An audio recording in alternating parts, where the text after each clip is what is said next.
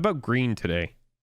There we go. Kaldheim is out, and the race to the bottom has officially begun as all of these singles are hitting the market in mass. People are opening regular boxes, they're opening set boxes, people are opening collector booster boxes, among many other products, the new Commander Precons. The new set is out. People are already starting to think about Time Spiral Remastered. This is how it works. It's how it was designed. So is now a good time to buy singles? We're going to talk about that, and make sure to stick around until the end of the video. I'm going to talk about a couple of my favorite cards from Kaldheim and let you know a couple of the cards that I've been buying. I have spec'd some cards. The video starts right now.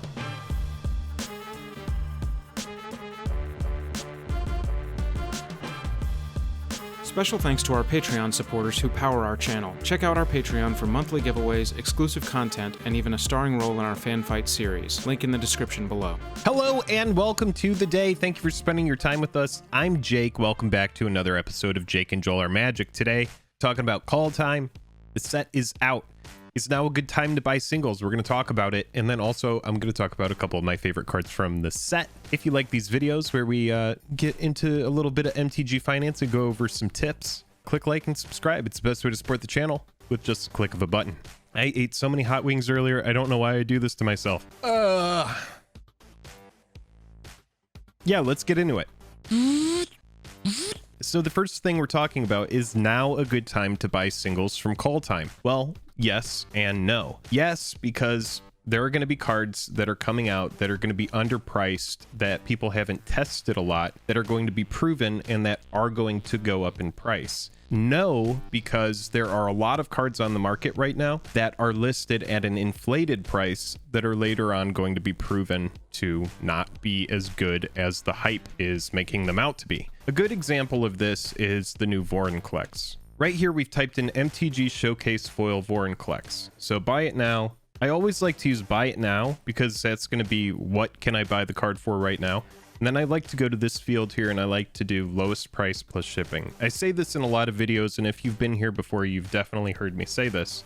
But you can see there's a foil Showcase Vorinclex here that is $75 with 60 cents shipping. Now what you can see if you scroll down here a little bit further is if you click on this field over here that says completed items, you can see what the Vorinclex is sold for. And you'll be able to tell when the number is green like this.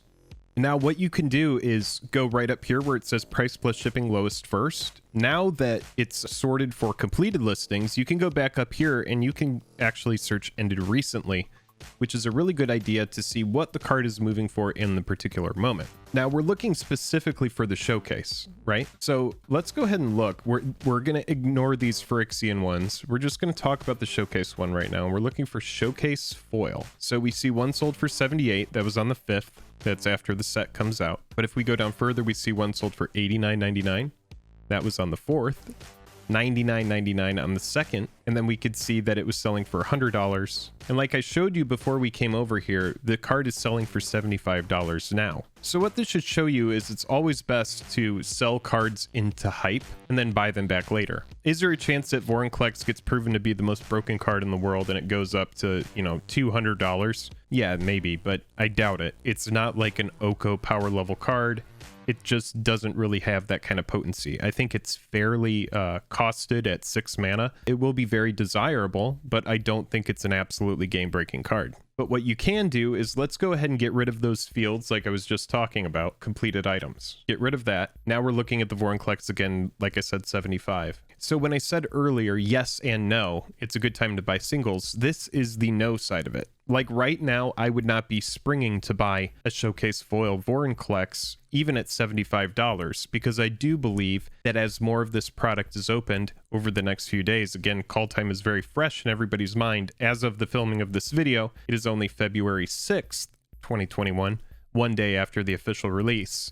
So we're going to see many, many more boxes, as many boxes haven't even made it to their destinations yet. But it is a good time to buy singles because right now you're going to have people that are fire selling anything that they open at the lowest possible price. Say that the only card someone wants out of a collector booster box is a Vorinclex, they might be selling back all their other extended art cards and showcase cards without really thinking about the value of those cards long term, you have to think there's a lot of new players that are opening product. So if you know what cards to look for, you might be able to find some really good deals. So what I like to do when I'm looking for singles when a new set comes out, and keep in mind, as you collect MTG cards more and more, you'll start to learn that you really have to act inside of a certain window of time, because as that window diminishes, you're going to have a lot of people start sniping up those singles. The second that a card starts getting hyped either on Reddit or Twitter, you're probably going to be too late by the time you're reading it, because there's just going to be a frenzy of people buying these cards. What I like to type in is just MTG Kaldheim Extended. It seems like a good place to start. This is going to be like a basic variant, but a very desirable variant for EDH. Whether it's foil or non-foil, you're going to have people that are interested in it. And then let's just go newly listed, because this is going to be the key thing here. And you can either go buy it now, or you can go accepts offers. I like both, but we'll do buy it now for the sake of this video. But if you are looking for people that are accepting offers, that's a way to do it as well. You could just go accept offers, scroll through here. Say you want all these cards, but you want a low ball, you could just go through and just mass be like $2 on this, $4 on this, $4 on this, see who accepts and what's what. But I like to target very specific cards. So let's just go buy it now, and like I said, newly listed. And this is where I say it does help to be very fluent with the game. You need to know what cards are good. You need to know historically like what to look for. There are a lot of cards in this set that I really, really like. World Tree is one of them. But as we scroll through here, you're going to start to see cards that are like, this is a mythic Battle Mammoth, already down to $5. So if you open that and you were like, wow, that was $10 on Card Kingdom, or that was $10 on whatever website, you're going to see the market is going to start to undercut everything very significantly. Like Extended Goldspan Dragon was, God, I believe like 30 something dollars a few days ago. The foil extended was, I believe, like $44.99. I saw it somewhere. So you're going to see just a big plummet in price. Like, this is a Maskwood Nexus extended art. I might actually buy that after this video. It's going to be gone by the time you see this. But I really like right now hanging out and lurking new listings on eBay. There's a lot of different sites. You could go to Star City, you could go Channel Fireball, Card Kingdom, TCG Player. I like eBay because I see the card right here. I get to buy, I get to look at buyer feedback. I know the program well. I like this service. And they even came out with a new service that's going to make selling really great, where you're going to get to send cards tracked for a fraction of the price that you used to.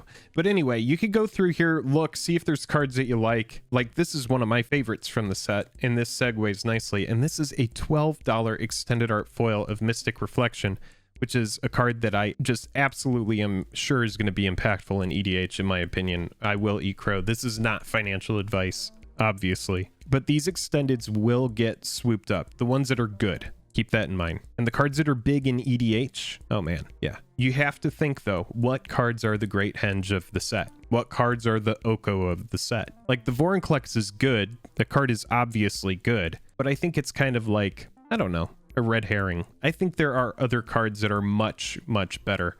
Like Doomscar, I think, is a total sleeper. But anyway, I said earlier in the video that I was going to talk about two of my favorite cards from the set, and one of them I have already talked about, Mystic Reflection. So we've typed it in, buy it now, price plus shipping lowest first. Before we get into the price of this card, I just want to talk about what I like about it so much. This spell is a pseudo counter spell. Whether or not you foretell it, the mana cost is very affordable. It's super flexible. It's the kind of card where, say your opponent casts some big splashy legendary, whether it's their commander, whether it's some big hex proof about to win the game, some planeswalker that's game breaking. As long as there is a non-legendary creature on the board, you can target it and you can get out of that terrible situation that you're about to be in. It could be a combo piece. It could be a Thassa's Oracle that's about to win the game. As long as you have something to target that's non-legendary, you're going to be able to get out of that terrible situation. Now, this card has huge upside as well because it's also a big combo piece. Just think about this card with Avenger of Zendikar.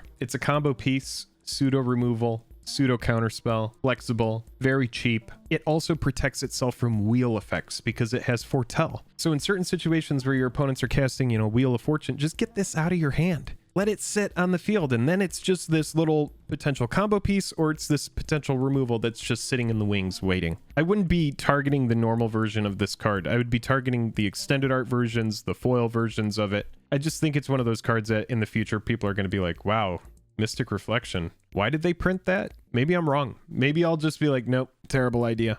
The other card that I really, really love is Rise of the Dreadmarn.